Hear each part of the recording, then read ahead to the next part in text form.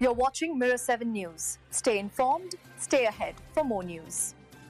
What unfolded in Hong Kong this week has been described as one of the city's most devastating tragedies in decades. And as we look at the scale of the destruction, it's clear why. A massive fire tore through the Wang Funk Court apartment complex in Tai Po, leaving behind scenes that residents and rescuers say they will never forget. The blaze spread so quickly and so violently that it caught almost everyone off guard, and it has pushed long-standing concerns about bamboo scaffolding and flammable construction materials straight into the spotlight. The fire reportedly erupted on a Wednesday afternoon, with no alarms ringing out to warn residents. Many people only realized what was happening when smoke began drifting through corridors and under doorways. For some, like resident Wing Wu, the danger became clear only when flames were already leaping from the apartment across the hall. He and his wife managed to escape down the stairs because they lived on a lower floor, but thousands of others were not nearly as fortunate. By the next morning, 7 of the 8 towers stood as charred, hollowed-out structures,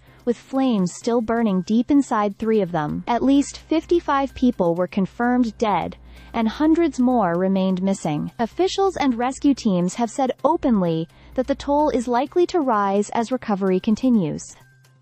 A major concern that emerged almost immediately was the role of bamboo scaffolding and green construction mesh wrapped around the towers for renovation work. These materials, while part of Hong Kong's centuries-old building tradition, proved to be dangerously flammable. Eyewitnesses and footage from the scene showed bamboo lattices collapsing in flames and mesh burning like paper, helping the fire race up the building. Authorities have since arrested 3 people associated with the construction company as they investigate whether the materials used failed to meet fire retardant standards. The city, however, did not stand still.